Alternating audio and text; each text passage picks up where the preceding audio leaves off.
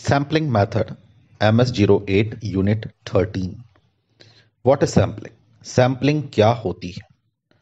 जब हमारे पास बहुत बड़ी कोई संख्या में कोई चीज होती है, पॉपुलेशन होती है, उसकी हमें कुछ स्टडी करनी होती है, तो हम सैम्पलिंग करते हैं। जैसे कि फॉर एग्जांपल आप चावल बना रहे हैं। अब चावल पके या नहीं पके, आपने उसमें से 4 दाने निकाले, उनको दबा करके देखा, अगर वो 4 दाने पक गए मतलब सब पक गए। तो अगर एक लार्ज ग्रुप के बारे में आपको स्टडी करनी है, आप उस पूरे लार्ज ग्रुप में से कुछ पार्ट को आप सेलेक्ट कर लेते हैं और उस पार्ट को सेलेक्ट करके उस पार्ट पर स्टडी करते हैं, और जो उसका रिजल्ट निकलता है उससे आप पूरे ग्रुप के बारे में अंदाजा लगाते हैं। ये जो प्रोसेस होता है, जिस प्रोसेस से हम एक लार्ज ग्रुप में से एक छोटा सा हिस्सा अपने स्टडी के लिए निकालते हैं, उसे सैम्पलिंग कहते हैं। ये बहुत तरीके से हम सैम्पलिंग कर सकते हैं, लेकिन सैम्पलिंग करना इस तरीके से करनी चाहिए कि वो जो लार्ज ग्रुप है उसकी सारी कैरेक्टरिस्टिक्स उस सैंपल में आ जाए। जैसे कि एक एग्जांपल देता हूं, जो हमारी पार्लियामेंट आजादी के बाद थी, वो हमने इलेक्ट करके भेजी थी, बट क्या वो रिप्रेजेंटेटिव सैंपल था इंडियन पॉपुलेशन का? मेरे ख्याल से नहीं था। उसमें अधिकतर एडवोकेट थे। मेरे ख्याल से 80% तक एडवोकेट थे, पढ़े लिखे लोग थे, और इंडिया की पॉपुलेशन लार्जली लिटरेट नहीं थी। आजादी से लेकर के अगर अभी हम देखें, तो क्या अभी जो पार्लियामेंट में बैठे हैं, क्या वो रिप्रेजेंटेटिव सैंपल है इंडियन पॉपुलेशन का? हाँ, कुछ हद तक हम कह सकते हैं, क्योंकि अभी जो पार्लियामेंट में बैठे हैं वो लगभग उतने ही परसेंट अनपढ़ हैं जितने परसेंट जो हमारी पॉपुलेशन में अनपढ़ लोग हैं। तो एक रिप्रेजेंटेटिव सैंपल होना चाहिए। तो रिप्रेजेंटेटिव सैंपल जो होगा वो आपके ग्रुप को रिप्रेजेंट करेगा, ताकि हम उस पर स्टडी करें तो आपके ग्रुप पर लागू हो सके। अब हम आते हैं एक बेसिक टर्मिनोलॉजी पर। तो हम इस बेसिक टर्मिनोलॉजी को स्टडी करें उससे पहले चलो हम एक एग्जांपल लेते हैं। मान लेते हैं आपके ऑर्गेनाइजेशन के अंदर आपका मैनेजमेंट जानना चाहता है कि नया जो उन्होंने ईआरपी सिस्टम लगाया है वो अच्छा है कि खराब है। ठीक है, आपका उसके प्रति रिएक्शन क्या है? तो सबसे पहले तो हमारा जो ऑर्गेनाइजेशन है उसके अंदर वो ईआरपी लोग यूज कौन करते हैं, जो भी उसे यूज करते हैं, आप उन्हीं की प्रतिक्रिया जानना चाहते हैं। कहने का मतलब यही है।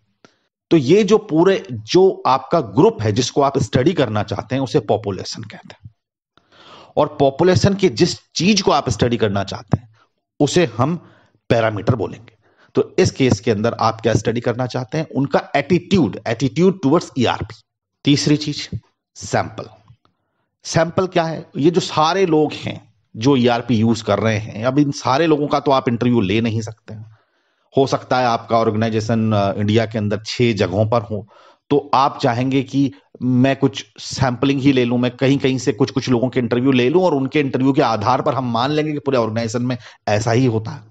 और चौथी टर्म है स्टैटिस्टिक। ये क्या है भला?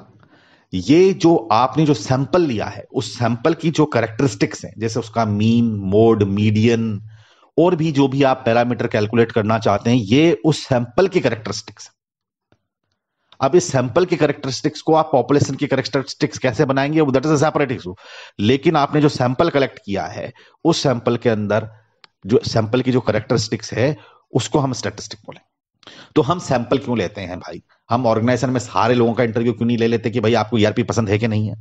सबसे पहली चीज तो कि ये टाइम कंज्यूमिंग है, बहुत ज्यादा टाइम लगेगा, प्रैक्टिकली ये पॉसिबल नहीं है। और कॉस्ट भी बहुत ज्यादा लगेगी। अरे भाई, कोई ऑफिस दिल्ली में है, कोई मुंबई में है, मुंबई वालों के लिए या तो आप उड़ करके जाओ प्लेन से, या फिर उनको यहां बुला लो, या फिर टेलीफोन पर उनसे बतियाओ, जब जाकर के आपका ये हो पाएगा। तो कॉस्टिंग जो है वो बढ़ जाती है अगर सैंपल साइज आपका बड़ा है या पूरे ही पॉपुलेशन की आप सैंपलिंग करने के लिए बैठ गए हैं। तो फिर फिजिकली ये पॉसिबल नहीं है। कई जगहों पर जैसे कि आपको बोल्ट की स्ट्रेंथ फाइंड आउट करनी है कि भैया मैंने जो कंपनी में जो बोल्ट बना रहा हूं उसकी स्ट्रेंथ क्या है, उसकी मीन स्ट्रेंथ क्या है। मतलब मैं कहना चाहता हूं कि भैया ये मेरा बोल्ट है, ये इतने हजार न्यूटन वजन झेल लेगा, प्लस माइनस इतना परसेंट। मैं अगर उसकी स्ट्रेंथ कैलकुलेट करने बैठूंगा तो मुझे उसे तोड़ तोड़ के देखना पड़ेगा। और अगर मैं एंटायर पॉपुलेशन यानी जितने भी बोल्ट मेरे मैन्युफैक्चर करे उन सभी को अगर तोड़ करके मैं ये देखना चाहूं कि उनकी स्ट्रेंथ क्या है, तो फिर तो भैया मेरा होलिया प्रोडक्शन, फिर तो मैं घाटे में चला जाऊंगा। तो फिजिकली ये पॉसिबल नहीं है, प्रैक्टिकली भी कई जगह पॉसिबल नहीं है, समय बहुत ज्यादा लगता है, एजेस लग जाएंगी। अब मान लेते हैं हमें दिल्ली की पॉपुलेशन का रुझान कैसा है हमारी कोल्ड ड्रिंक की तरफ, ये पता करना है। तो दिल्ली के पॉपुलेशन के हर एक आदमी से अगर मैं मिलने बैठ गया तो जिंदगी बीत जाएगी, कंपनी बंद हो जाएगी। तो वो भी पॉसिबल नहीं है। फिर रिलायबिलिटी, हमें रिजल्ट चाहिए, एक रिलायबल रिजल्ट चाहिए। मतलब हमारा कॉन्फिडेंस लेवल अगर 98%, 99% के साथ अगर हम कॉन्फिडेंस के साथ बोल सकते हैं कि भाई 99% कॉन्फिडेंस के साथ बोल रहा हूं कि ये करेक्ट है, तो मेरे ख्याल से 99% का कॉन्फिडेंस बहुत अच्छा है। आपको क्या चाहिए, 99.9 चाहिए क्या, या आपको उससे भी ज्यादा चाहिए? एक्यूरेसी मैनेजमेंट में कितनी चाहिए? आपको डिसीजन लेना है तो मेरे ख्याल से अगर थोड़ा सा टॉलरेंस अगर उस एक्यूरेसी की कम ज्यादा भी होगी तो चलेगा। एक्यूरेसी बढ़ाने के लिए आपको सैंपल साइज बहुत ज्यादा बड़ा करना पड़ सकता है, और एक्यूरेसी अगर आपकी थोड़ी सी भी अगर आप कॉम्प्रोमाइज कर लेंगे एक्यूरेसी पर, तो आपका सैंपल साइज कम हो जाएगा। तो पूरी पॉपुलेशन को आपको इंटरव्यू करने की जरूरत नहीं है, पूरी पॉपुलेशन से रिस्पॉन्स लेने की जरूरत नहीं है, पूरी पॉपुलेशन से रिस्पॉन्स लेकर के कोई फायदा नहीं है। कुछ सैंपल का भी अगर आप रिस्पॉन्स ले लेंगे, अगर रिप्रेजेंटेटिव सैंपल है, तो मेरे ख्याल से बहुत अच्छे कॉन्फिडेंस के साथ आप रिजल्ट को बता सकते हैं। और जब आप बहुत बड़ी पॉपुलेशन का अगर आप इंटरव्यू लेंगे या रिस्पॉन्स लेंगे, तो quality of data becomes N concern. इतनी बड़े दिल्ली जैसे पूरे एरिया के अंदर सारी पॉपुलेशन का आपको सर्वे करना हो, तो आपको बहुत ज्यादा तो सुपरवाइजर चाहिए होंगे। कुछ लोग तो निकल जाएंगे सर्वे करने के लिए और जाकर के अपने घर बैठ जाएंगे और फर्जी डाटा बना करके ले आएंगे। जो है quality of data also becomes a concern. अब आते हैं मेन टॉपिक पर, जो कि है सैम्पलिंग मेथड। ये बहुत इंपॉर्टेंट टॉपिक है आपका, कई जगह ये काम आएगा। आपका इस कोर्स के अंदर बहुत ज्यादा लाइक्लीहुड है कि आपसे क्वेश्चन पूछा जाए सैम्पलिंग मेथड के ऊपर, इसलिए आप इसको जरा ध्यान से देख लें। सैम्पलिंग मेथड दो तरीके के हो सकते हैं, one is probabilistic method and another is non probabilistic method. Probabilistic method के अंदर क्या है कि हर एक मेंबर जो है आपके ग्रुप का या पॉपुलेशन का, जिसको आप स्टडी करने के लिए बैठे हैं, उसका सैंपल में शामिल होने के चांसेस है। ठीक है, तो मान लेते हैं कि दिल्ली की पॉपुलेशन जितनी भी है, तो उसमें से कोई भी आदमी हो, जब वो सैंपलर जब उसको बना रहा है सैंपल को, तो आपका भी उस सैंपल में सम्मिलित होने के चांसेस होंगे। So there is always a chance कि any element of the population में गेट सेलेक्टेड, जबकि नॉन प्रोबेबिलिस्टिक सैंपलिंग के अंदर ऐसा कोई जरूरी नहीं। अब हम सबसे पहले आते हैं प्रोबेबिलिस्टिक सैंपलिंग के अंदर। इसके अंदर सबसे पहला टॉपिक है simple random sampling. Simple random sampling के अंदर हम रैंडमली जो है हमारे सैंपल के मेंबर्स को चूज करेंगे। एक एग्जांपल लेते हैं कि आपके पास लिस्ट है कि हमारी हाउसिंग सोसाइटी में कितने लोग रहते हैं। हमारी हाउसिंग सोसाइटी के अंदर 500 लोग रहते हैं। 500 लोगों की लिस्ट है मेरे पास। मैं उसमें से randomly, randomly means basically randomly, ऐसा नहीं कि अपनी मर्जी से कोई भी चूज कर लिया, रैंडमली मैं कोई रैंडम नंबर जनरेट करके या कुछ जनरेट करके उन 500 लोगों के हाउसिंग नंबर, मैं पहले तो सबसे पहले तो अपने जितने भी पॉपुलेशन के मेंबर्स हैं उनका मेरे को पता होना चाहिए। मैं उन सबको एक नंबर दे दूंगा, सीरियल नंबर 1 to 500। उसके बाद मैं रैंडम नंबर जनरेट करूंगा। मान लेते हैं मेरे को 100 जनों का सैंपल लेना है, तो मैं 100 रैंडम नंबर जनरेट करूंगा 1 to 500 के बीच में, समथिंग लाइक दैट, ऐसा कुछ करूंगा मैं, और मैं उनको रैंडमली चूज करूंगा। So this will be known as simple random sampling. दूसरी तरह की सैंपलिंग है सिस्टमेटिक सैंपलिंग। सिस्टमेटिक सैंपलिंग के अंदर आप ऐसे याद रख लीजिए कि एक हमने बचपन में सुना था कि डायन भी एक घर छोड़ करके चलती है, तो इसके अंदर हमें घर छोड़ छोड़ के चलना है। मान लेते हैं कि हमें हमारे पास लिस्ट तो है 1 to 500 लोगों की, हमें सैंपल लेने हैं 100। तो मैं हर एक पांचवें घर को, मतलब 1 से स्टार्ट हो जाऊंगा, 1 का सैंपल ले लूंगा, फिर 6 का सैंपल ले लूंगा, फिर 11 का सैंपल ले लूंगा, फिर 16 का सैंपल ले लूंगा। इस तरीके से मैं 5-5 घर छोड़ करके मैं सैंपल लेता रहूंगा, तो I will have my required number of samples. So this is systematic sampling. Systematic sampling के अंदर कुछ कुछ टाइम पर आपकी गड़बड़ियां भी हो सकती हैं। मान लेते हैं कि वो किसी तरीके से असेंडिंग या डिसेंडिंग ऑर्डर के अंदर अरेंज्ड हैं। जैसे कि हम स्टूडेंट पे हम सर्वे करना चाहते हैं कि उनको पढ़ाई कैसी लगती है, ठीक है, और हमने उनको असेंडिंग या डिसेंडिंग ऑर्डर के अंदर किसी हिसाब से कि वो गेम्स में कैसे हैं उस हिसाब से हमने असेंडिंग या डिसेंडिंग ऑर्डर में अरेंज कर रखा है, और अब हम उसको उससे हम लोग जो है वो सिस्टमेटिक सैंपलिंग कर रहे हैं, तो सैंपलिंग के रिजल्ट सही नहीं आएंगे। तो सबसे पहले तो ये ध्यान रखने की जरूरत है कि किसी जो हमारा जो सैंपल डाटा है जिसकी आपने नंबरिंग करी है, इनमरेट किया है, वो भी थोड़ा रैंडम होना चाहिए, तभी आपके सिस्टमेटिक सैंपलिंग जो है वो सक्सेसफुल होगी। सिस्टमेटिक सैंपलिंग के अंदर हम ये मान के चलते हैं कि एंटायर पॉपुलेशन जो है वो एक जैसी है, यानी कि वो अंदर से होमोजीनियस है। ठीक है, अब नेक्स्ट आता है स्ट्रेटिफाइड सैंपलिंग। स्ट्रेटिफाइड सैंपलिंग के अंदर हम किसी तरीके से जब हम सैंपलिंग करते हैं तो हम हमारी पॉपुलेशन को कुछ ग्रुप्स में बांट लेते हैं, क्योंकि हमारी पॉपुलेशन हम मानते हैं कि वो अंदर से होमोजीनियस नहीं है, वो हेट्रोजीनियस है। तो मान लेते हैं हमारे कॉलोनी के अंदर 500 लोग हैं और मेरा क्वेश्चन ये है कि हाउसिंग सोसाइटी में 500 लोग हैं, मेरा क्वेश्चन ये है कि क्या हम आरडब्ल्यूए की फीस 100 रुपए से बढ़ा दें? तो मैं सबसे पहले मैं सर्वे करना चाहता हूं, तो मैं सर्वे, अगर मैं सारे अमीर लोगों का सर्वे कर लूंगा, मेरे 500 सोसाइटी में 500 लोग हैं, मैं 500 लोगों में सबसे जो अमीर लोग हैं 10, उनसे पूछूंगा भैया 10 रुपए बढ़ा दूं क्या? तो बोले यार बढ़ा दे कोई फर्क नहीं पड़ता।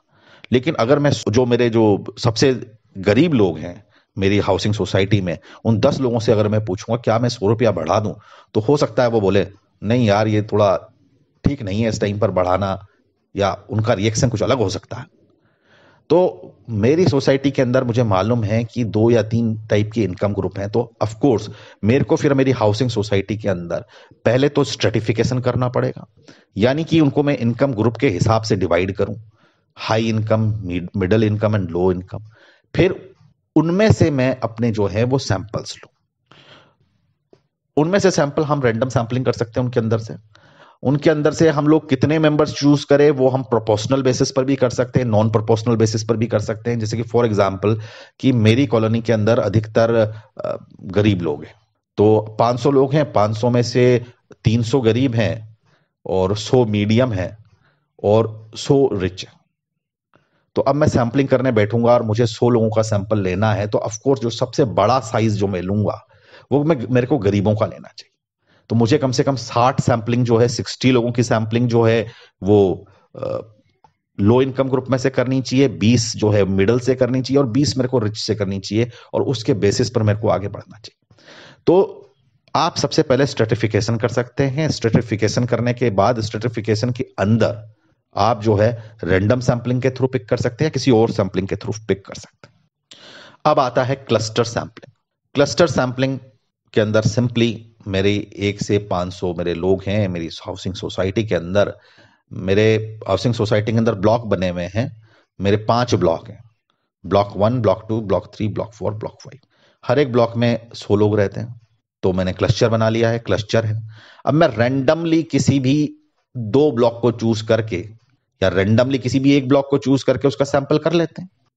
तो इस तरीके से जो सैंपलिंग करी जाती है उसे क्लस्टर सैंपलिंग बोलते हैं।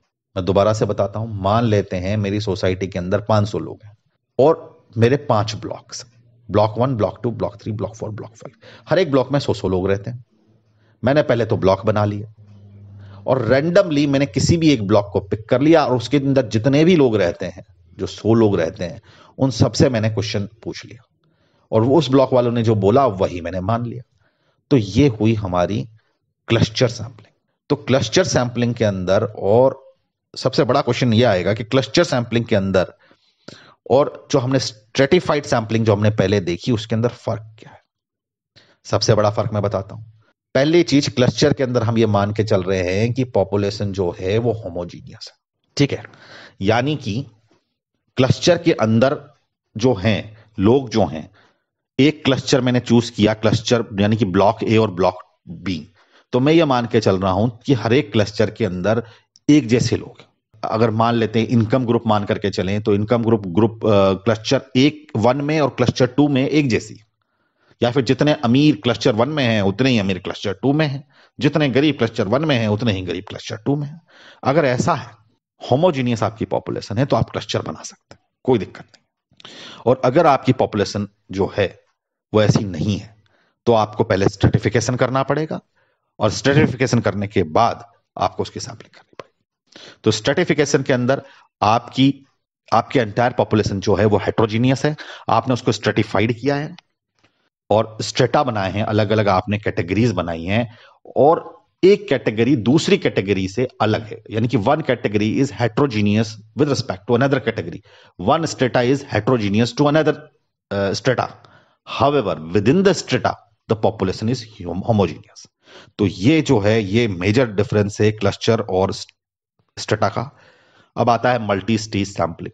ये 2 लाइनें आपकी बुक में लिख रखी हैं, वैसे कोई इंपॉर्टेंट नहीं है, लेकिन फिर भी एक नॉलेज के लिए आप जान लीजिए कि कहीं कहीं पर ऐसा भी हो सकता है कि हम पहले स्ट्रेटिफिकेशन करें और स्ट्रेटिफिकेशन करने के बाद हम लोग उसका क्लस्टर बना लें, या पहले क्लस्टर सैंपलिंग कर ले और क्लस्टर के अंदर स्ट्रेटिफिकेशन कर ले।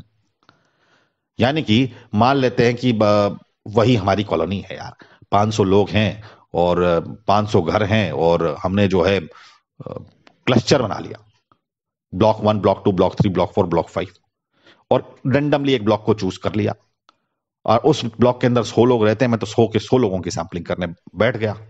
लेकिन फिर बाद में मालूम चली बात कि यार ये इनकम ग्रुप का भी चक्कर हो सकता है, तो चलो ठीक है, मैंने उसके अंदर स्टेटा बना ली। मैंने जो ब्लॉक चूज किया, जिस ब्लॉक को मैंने चूज किया, उस ब्लॉक के अंदर मैंने स्ट्रेटिफिकेशन कर दिया और 3 इनकम ग्रुप बना लिया, और उसके प्रोपोर्शन, जिस हिसाब से पॉपुलेशन में उनका प्रोपोर्शन था, उस हिसाब से मैंने उनसे सैंपल ले लिया। तो ये भी एक तरीका हो सकता है, आप इसे मल्टी स्टेज या मल्टी फेज सैंपलिंग बोल सकते हैं। आपके कई जगह पर जो है, कहीं कहीं पर कभी कभी कुछ सब टाइप्स अचानक से उभर आते हैं आपकी सैंपलिंग के, तो वो इतना जरूरी नहीं है, इनफैक्ट उनकी डेफिनेशन तक जरूरी नहीं है आपको जानने के लिए। जितना पढ़ा दिया गया है इतना ही बहुत है, इसके बाहर कुछ नहीं आएगा। जब आप पीएचडी करेंगे तब आपको जरूरत पड़ेगी उनकी। अब आते हैं नॉन प्रोबेबिलिस्टिक सैंपलिंग पर। नॉन प्रोबेबिलिस्टिक सैंपलिंग यहां पर 3 तरह की दे रखी है आपकी किताब के अंदर। ये परपोजिव और जजमेंटल सैंपलिंग जो है ये अलग अलग दे रखी है, लेकिन मैंने जहां पर भी इंटरनेट के अंदर सर्च किया है, दोनों एक ही कैटेगरी या एक के अंदर दूसरी कैटेगरी मानी गई है, तो मैं इन दोनों को एक साथ ही ले रहा हूं। आप भी एक साथ ही लें तो ज्यादा बेटर है, क्योंकि समझने में भी एक साथ ही बेटर ही आते हैं, अलग अलग मेरे को भी नहीं समझ में आ रहे। तो कन्वीनियंस सैंपलिंग की अगर बात करें तो कन्वीनियंस सैंपलिंग बड़ी आसान है, आपकी सहूलियत के हिसाब से सैंपलिंग ले लो। मैं तो रास्ते से जा रहा था, भेलपूरी खा रहा था, अब जो मिल गया, ले ली सैंपलिंग। रास्ते से गुजर रहे थे, भाई साहब गुटखा चबाते सिगरेट पीते हुए सामने से आ रहे थे, हमने सोचा चलो इसी को हम लोग सर्वे का फॉर्म पकड़ा देते हैं, फ्री तो है ही। फिर दूसरे बाबूजी कोट पहन करके जल्दी जल्दी भागे चले जा रहे थे, हमने सोचा इसको तो क्या रोकें, इसको तो जाने दो। तो कन्वीनियंस सैंपलिंग के अंदर it is completely left to the convenience of interviewer. अब एक इंटरव्यूअर साहब थे हमारे, वो जब निकल जाते थे इंटरव्यू लेने के लिए या सैंपल लेने के लिए, तो वो लड़कियों का कुछ ज्यादा ही सैंपल लेते थे। तो कन्वीनियंस सैंपलिंग के अंदर जो बायसनेस है, आपके इंटरव्यूअर की जो बायसनेस है, that may create problem into the sample. तो sample could also be biased in nature. तो भाई साहब जितने भी सैंपल लेंगे उसके अंदर जो है वो लड़कियों के सैंपल ज्यादा लेंगे, तो वो बायसनेस तो हो जाएगी ना, मेल एंड फीमेल का रेशो अपने आप डगमगा जाएगा। दूसरा है प्रपोजिव और जजमेंटल सैंपल। ये जजमेंटल सैंपल ऐसा है कि बहुत बड़ी पॉपुलेशन है और उस पॉपुलेशन के बारे में कुछ हमें आइडिया भी नहीं है। मतलब जैसे कि हम लोग चले गए कहीं कच्ची बस्ती के अंदर या कहीं ऐसे एरिया में चले गए, हमारे पास तो लिस्ट तो अब है नहीं हर एक, जैसे कि हमने प्रोबेबिलिस्टिक सैंपलिंग में देखा था कि हमारे पास हर एक मेंबर के लिस्ट थी, हमने उनको सबको सीरियल नंबर दे दिए थे, रैंडमली पिक कर लिया था। यहाँ पर हम एक कच्ची बस्ती में पहुंच गए, एक झुग्गी झोपड़ियां हैं, वहां पर कितने लोग यहाँ पर रहते हैं उनका तो कोई सीरियल ऑर्डर के अंदर नाम पता क्या सरकार तक को पता नहीं है, वोटर डिपार्टमेंट को पता नहीं, हमको कहां से पता होगा।